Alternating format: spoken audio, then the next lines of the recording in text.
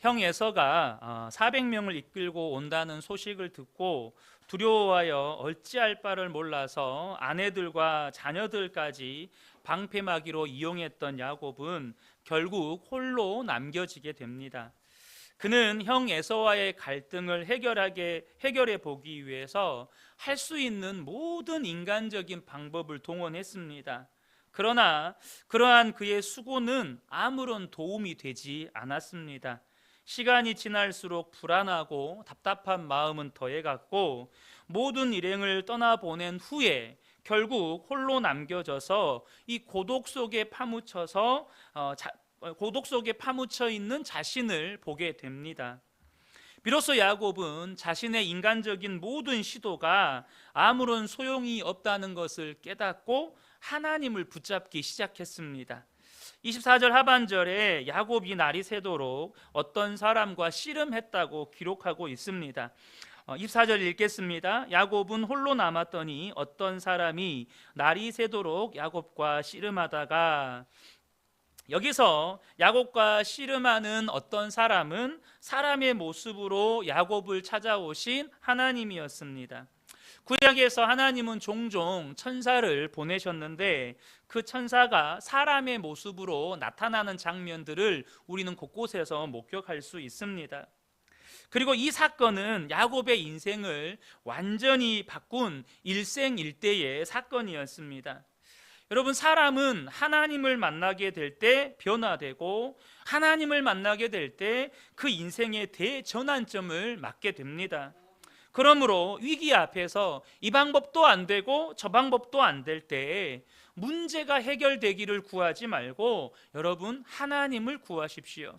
하나님을 만나기를 구하고 하나님이 말씀해 주시기를 구하라는 것입니다.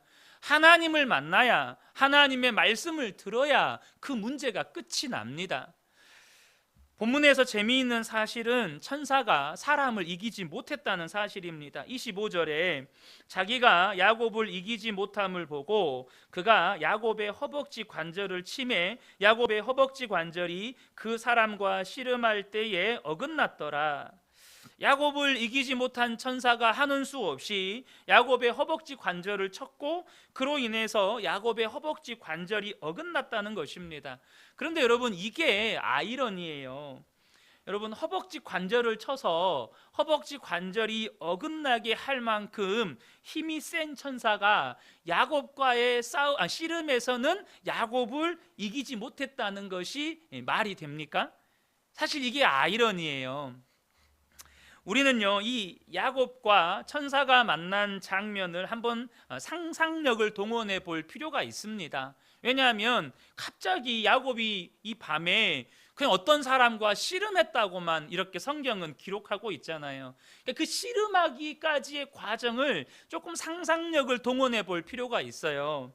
아무도 없는 밤에, 이 두렵고 답답한 밤에 지금 야복강가에 서성이고 있는 야곱에게 사람의 모습으로 천사가 찾아옵니다. 여러분, 처음 만난 사람과 만나자마자 씨름을 한다, 이건 정상적이지가 않아요. 여러분, 그렇지 않겠습니까? 사람을 처음 만났는데 삿바잡고 씨름을 한다, 이 말이 안 되는 거죠. 분명히 야곱은 아마 천사와 처음에 인사를 나누고 뭔가 대화를 시작하지 않았겠습니까? 천사와 대화를 나누면서 야곱은 뭔가 특별함을 느끼기 시작합니다. 그리고 야곱은 특별함을 느끼는 순간부터 자신의 처지와 신세를 말하면서 자신을 도와달라고 이렇게 부탁을 하면서 사정을 하는 거죠. 그렇게 천사를 붙들었던 것이 어느덧 씨름이라고 할 만큼 이 몸싸움이 격렬해지는 것입니다. 천사는 가려고 하고 야곱은 천사를 놓지를 않고 이 씨름이 밤이 새도록 진행이 되는 것입니다. 결국 천사는 야곱을 뿌리치려고 허벅지 관절을 쳤고 야곱은 허벅지 관절이 어긋나게 됩니다. 그래도 야곱은 천사를 놓지 않았습니다. 무슨 의미일까요? 그만큼 야곱은 절박했다는 것입니다. 여기에서 우리는 두 가지 사실을 발견하게 됩니다. 첫 번째는 하나님은 사람과 씨름하신다는 것입니다. 이것은 단순히 물리적인 씨름을 의미하는 게 아닙니다. 하나님이 우리하고 삿바잡고 씨름하시겠습니까? 그런 의미가 아니라 우리가 어떤 문제나 위기 앞에서 기도로 하나님을 붙들면 하나님은 우리와 씨름하신다는 거예요. 심지어 하나님이 뿌리치려고 하시더라도 우리가 하나님을 붙잡으면 하나님은 우리와 씨름하신다는 것입니다.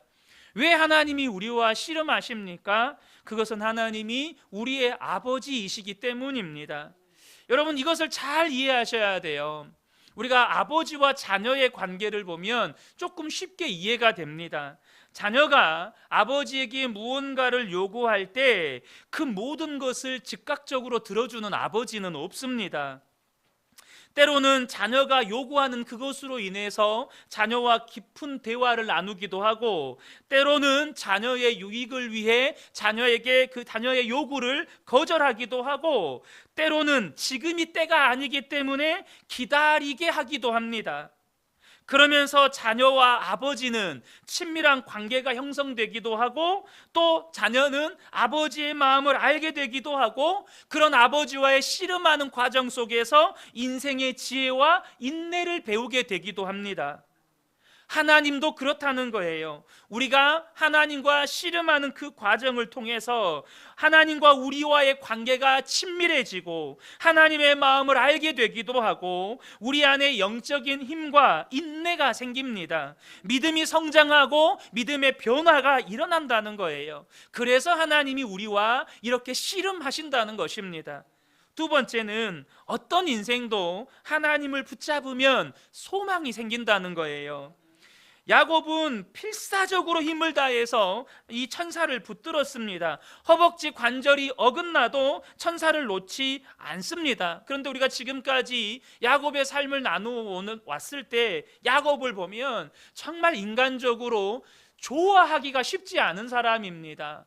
정말 친구하기도 싫은 사람이 야곱이에요. 정말 이기적이고 정말 교활하고 이기적이다 못해 가족들까지도 방패막이로 이용하려고 하는 굉장히 형편없는 가장입니다. 그러니까 사랑할래야 사랑하기가 힘든 그런 사람입니다.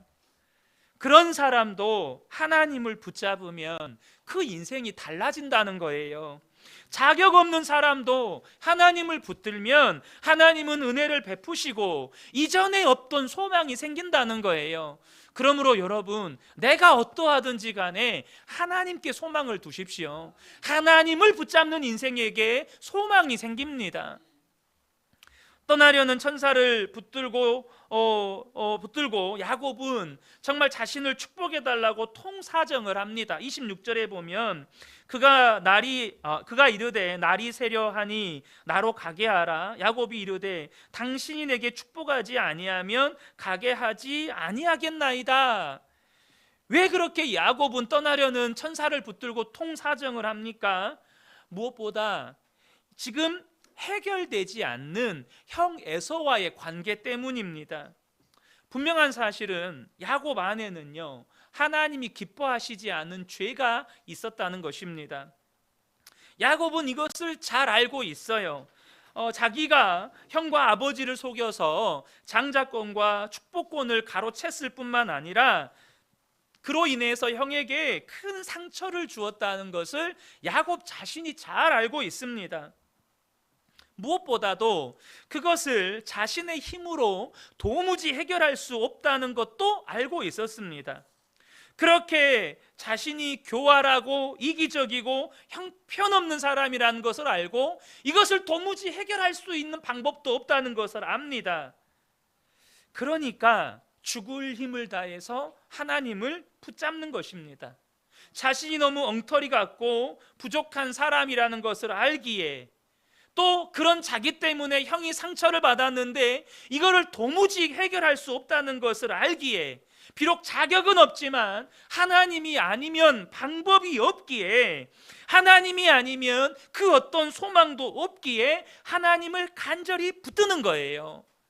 그런데 여러분, 그렇게 자신이 소망 없는 사람인 것을 아는 것이 복입니다.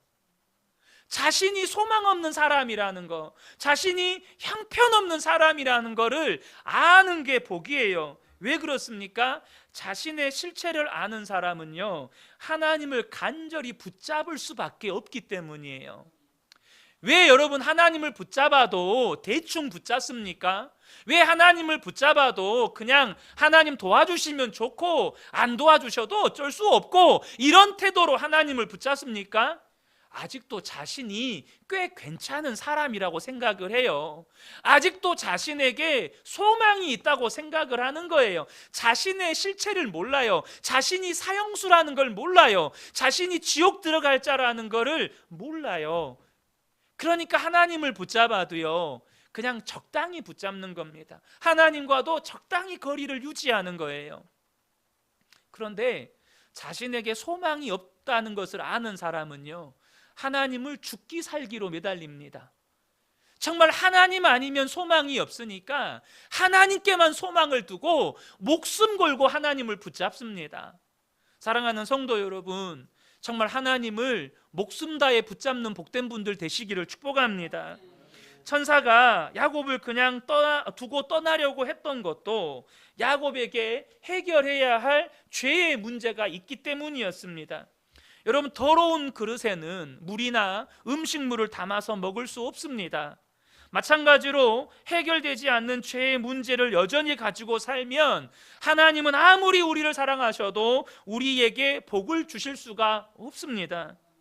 그런데 여기서 중요한 사실은 모든 문제의 원인은요, 다른 사람에게 있지 않고 나에게 있다는 거예요. 우리는 종종 문제의 원인을 다른 사람에게서 찾으려고 하고, 그래서 다른 사람을 향해서 원망하고 불평할 때가 참 많습니다.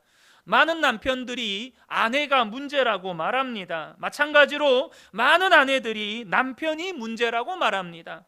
많은 자녀들은 부모를 원망하고 또 많은 부모들은 자녀를 원망합니다. 자신의 불행이 상대방 때문이라고 말합니다. 그러나 여러분, 기억하십시오. 하나님은 나에게 관심이 있습니다. 나와 하나님과의 관계 안에서 하나님은 나에게 관심이 있어요. 왜 내게 그 문제를 허락하셨을까요?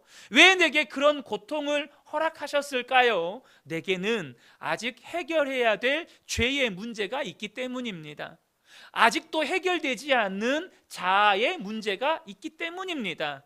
아직도 십자가에 못 박지 못한 죄의 종로로 타는 자아가 내 속에 시퍼렇게 살아있기 때문에 하나님께서 그 자아를 십자가에 못 박게 하시려고 그 문제를 나에게 허락하신다는 거예요.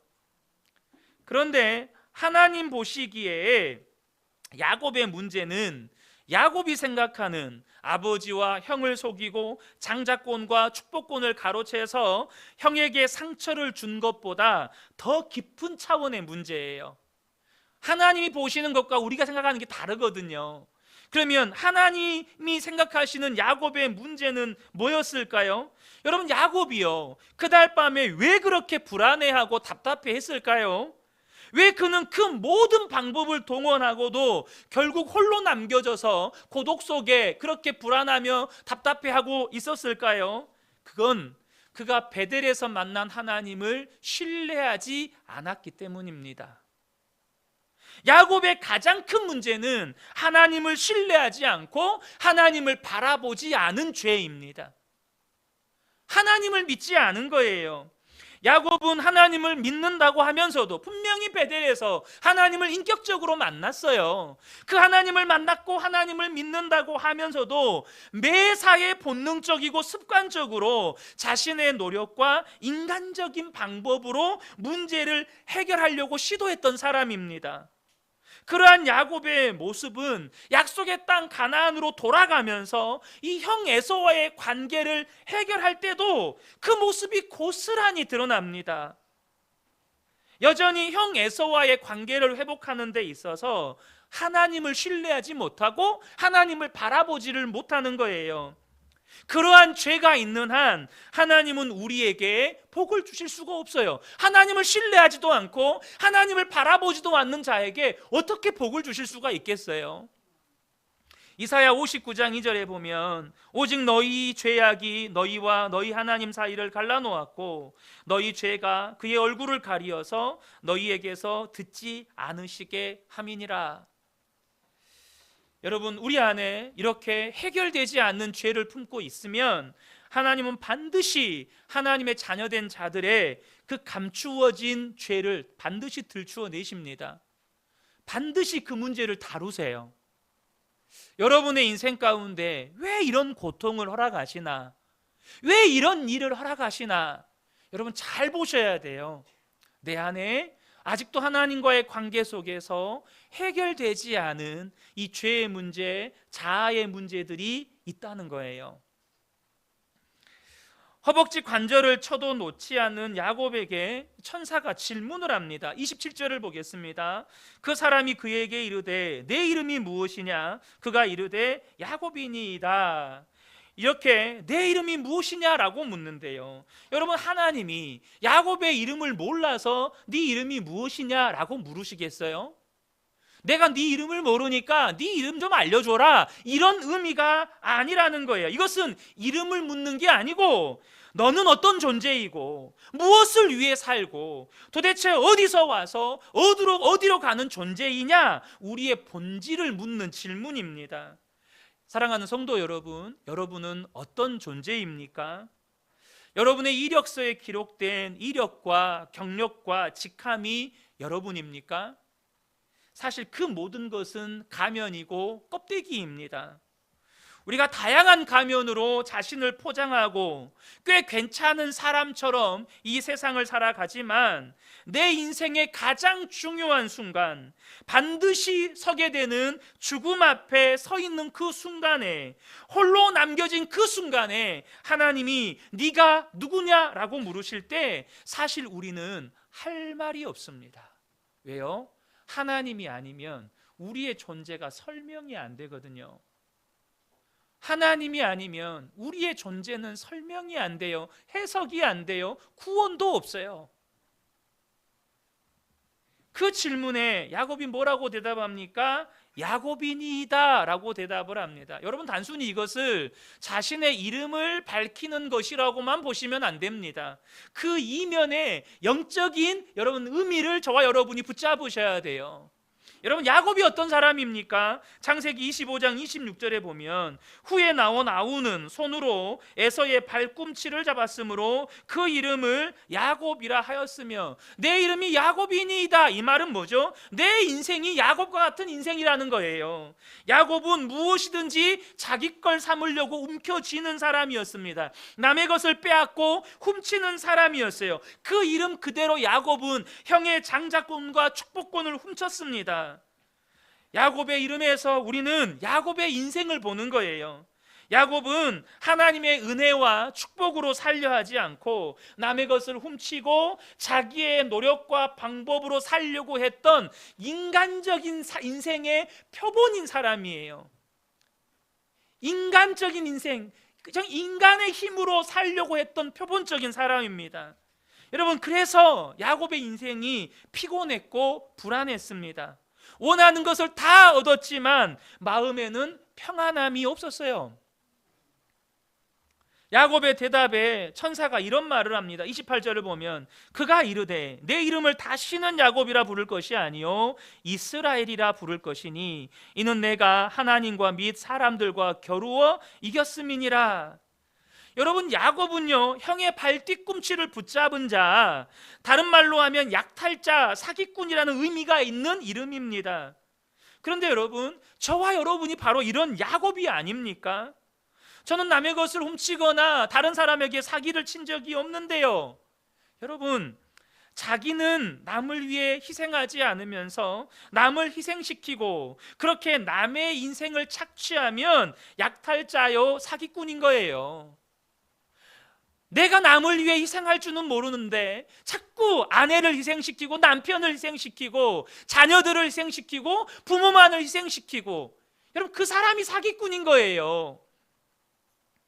그런데 천사가 다시는 이름을 야곱이라고 부르지 않고 이스라엘이라고 부를 것이라고 말해줍니다. 그 말은 야, 너 야곱이라는 이름으로는 결코 축복받을 수 없다, 이 말입니다.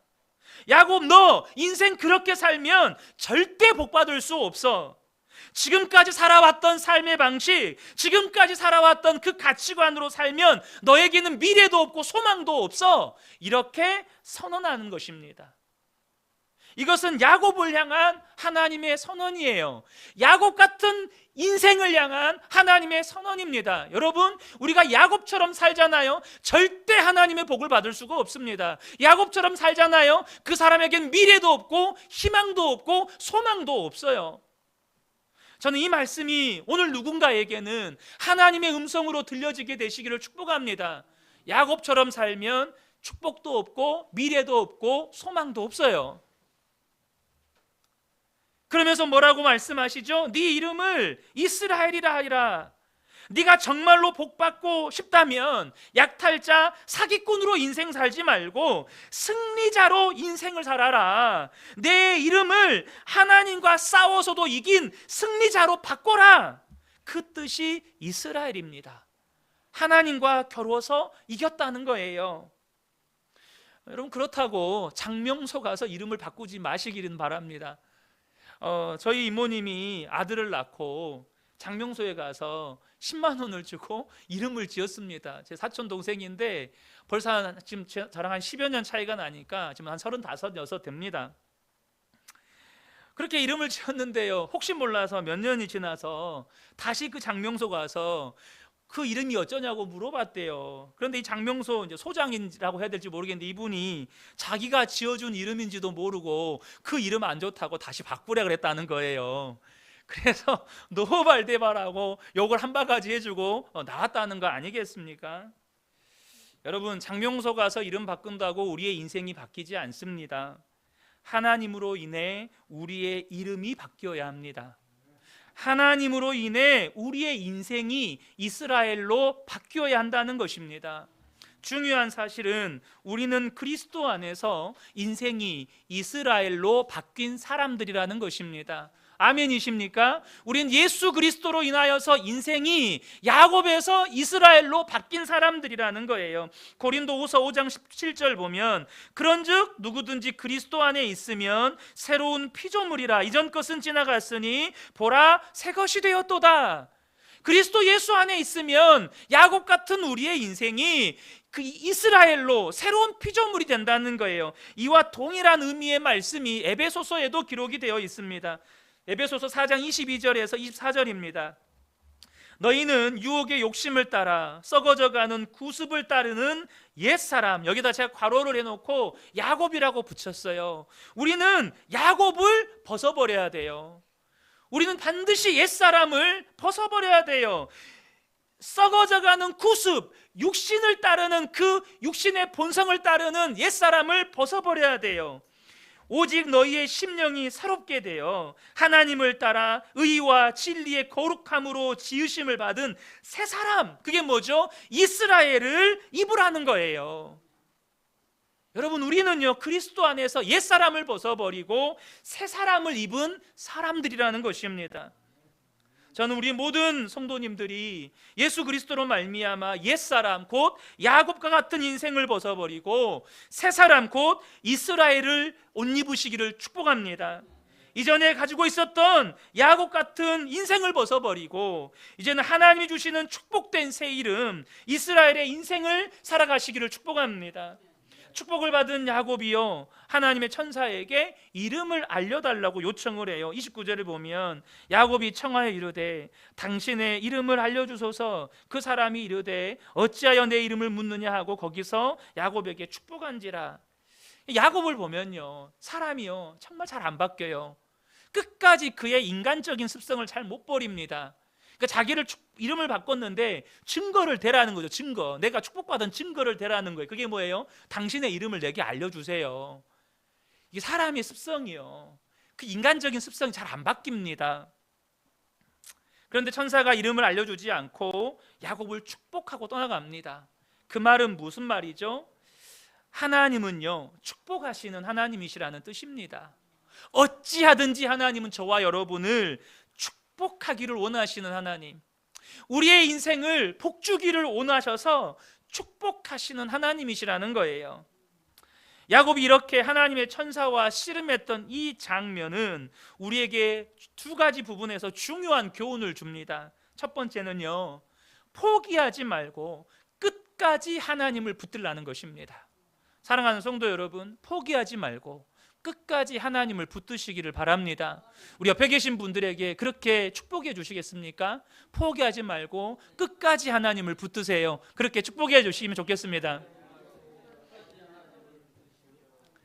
많은 성도들이요, 복을 받지 못하는 이유 중에 하나가 바로 이것입니다. 하나님을 붙들다가도 이런저런 이유로 안 되나 보다 하고 중도에 포기해 버린다는 거예요. 여러분은 지금 하나님을 어떻게 붙들고 계십니까? 하나님께 어떻게 매달리고 있습니까? 여러분, 앞서도 말씀드렸지만 사실 야곱이 너무너무 형편없는 사람입니다. 이기적이고 교활하고 가족들마저도 방패막이로 이용하는 정말로 형편없는 사람이에요. 그러니까 배울 점이라고는 없는 사람처럼 보입니다. 그러나 그런 야곱이라도 우리가 반드시 배워야 할 중요한 신앙의 태도가 하나 있습니다. 그게 뭘까요? 바로 끝까지 포기하지 않고 하나님을 붙잡았다는 것입니다. 우리가 반드시 배워야 할, 야곱에게서 배워야 할 중요한 신앙의 태도입니다. 하나님이 나를 축복해 주지 않으시면 나는 하나님을 보내드릴 수가 없습니다. 내가 형편없다는 것 잘 압니다. 지금까지 잘못 살아왔다는 것도 잘 압니다. 하나님 앞에 설 자격이 없다는 것도 잘 압니다. 그러나 하나님의 축복이 없이는 내가 살 수 없습니다. 하나님이 나에게 복 주시지 않으면 나는 아무것도 아닙니다. 하나님이 나에게 복 주시지 않으면 나는 죽습니다. 여러분, 적어도 우리가요, 야곱을 통해서 배워야 할, 반드시 야곱을 통해서 배워야 할 신앙의 태도가 바로 이것입니다. 끝까지 포기하지 않고 하나님을 붙드는 것입니다. 그렇게 야곱이요, 하나님께 매달렸습니다. 여러분은 어느 정도로 하나님께 매달리고 계십니까? 너무너무 안타까운 것은 정말 제가 성도님들을 볼 때 정말 지금 죽기 살기로 하나님께 매달려야 할 것 같은데 정말로 지금이 아니면 또 언제 이런 은혜를 받을 수 있을까 싶은데 그 하나님을 붙잡는 것이 너무나도 안타깝다는 겁니다. 마태복음 7장 7절의 말씀, 우리가 잘 아는 말씀입니다. 구하라 그리하면 너희에게 주실 것이요, 찾으라 그리하면 찾아낼 것이요, 문을 두드리라 그리하면 너희에게 열릴 것이니. 여러분, 이 말씀 붙들고 끝까지 포기하지 않고 하나님께 구하고 찾고 두드릴 때, 비록 나는 자격 없는 자이지만, 비록 나는 보잘것없는 자이지만 하나님이 못 이기시는 척 여러분 들어주십니다. 에레미야 29장 13절에도 너희가 온 마음으로 나를 구하면 나를 찾을 것이요 나를 만나리라 라고 말씀해 주셨습니다. 특별히 여러분, 지금 다니엘 기도의 기간이잖아요. 여러분, 은혜 받을 때입니다. 정말 저와 여러분이 은혜 받을 때입니다. 하나님이 주시는 복을 받을 때입니다.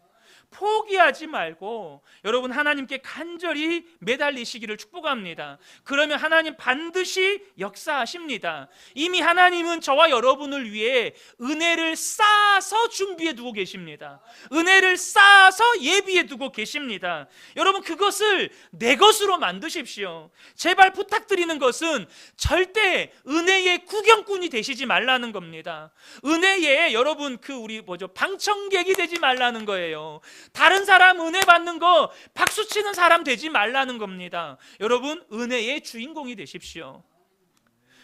내가 은혜의 주인공이 되셔야 한다는 것입니다. 두 번째 주는 교훈은 뭐냐면, 여러분, 인생이 새로워지는 비결은 오직 하나님께 있다는 것입니다.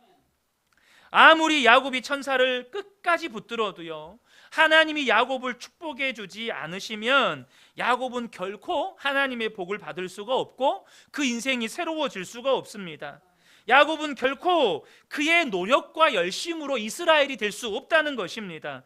하나님이 역사하셔야 합니다. 우리가 포기하지 않고 하나님을 붙잡는 것이 중요합니다. 분명히 우리의 의지적인 결단과 인내가 정말 중요합니다. 그러나 더 중요한 것은 성령의 역사입니다. 더 중요한 것은 하나님이 일하셔야 한다는 것입니다.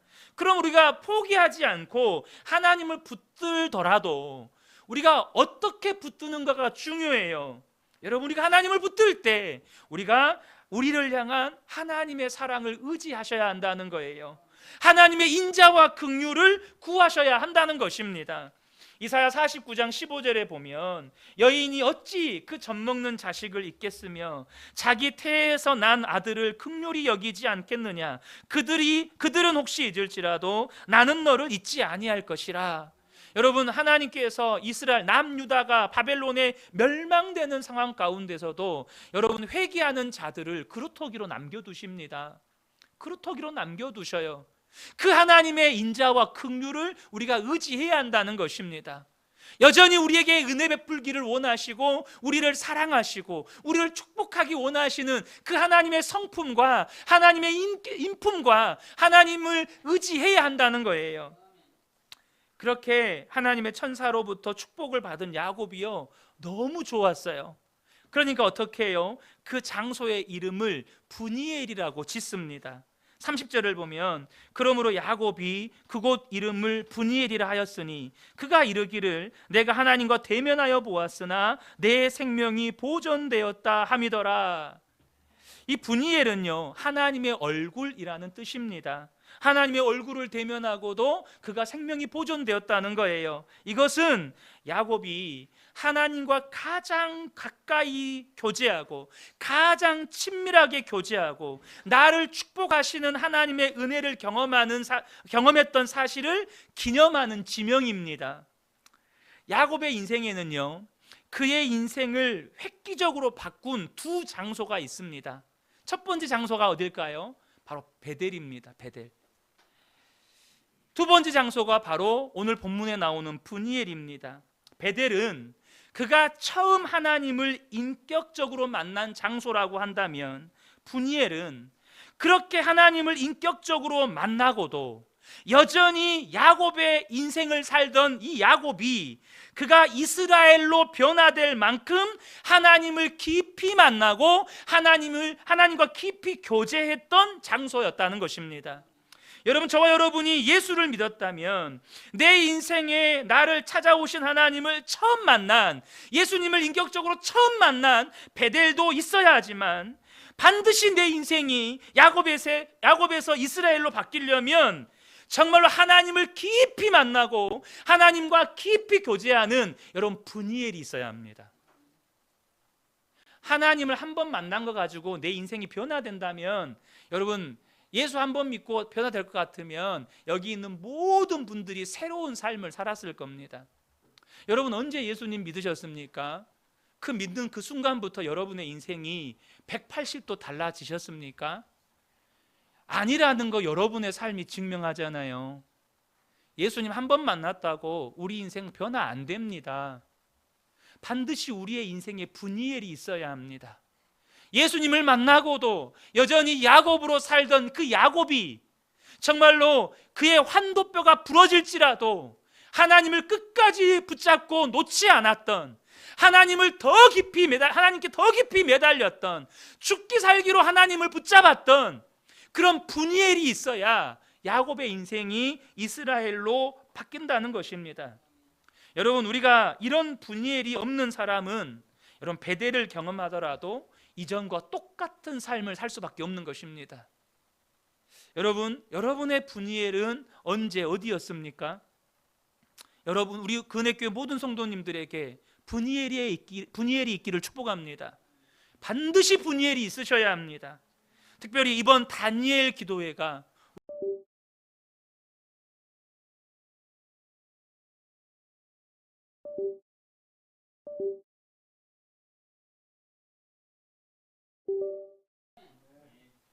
그렇게 하나님의 천사를 만나 축복을 받은 야곱에게 극적인 장면이 펼쳐집니다. 31절인데요.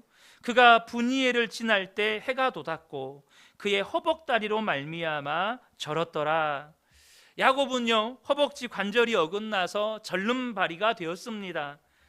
무슨 말일까요? 그는 더 이상 자기의 힘과 노력을 의지할 수 없게 되었다는 것입니다. 이 허벅지, 그러니까 이 허벅지 관절은 어떻게 보면 생명의 근원이 되거든요. 여러분 잘 아시는 것처럼 아브라함이 자신의 종에게 이삭의 아내를 얻어오라고 말할 때 바로 이 허벅지 아래에다가 손을 넣고 맹세하게 합니다.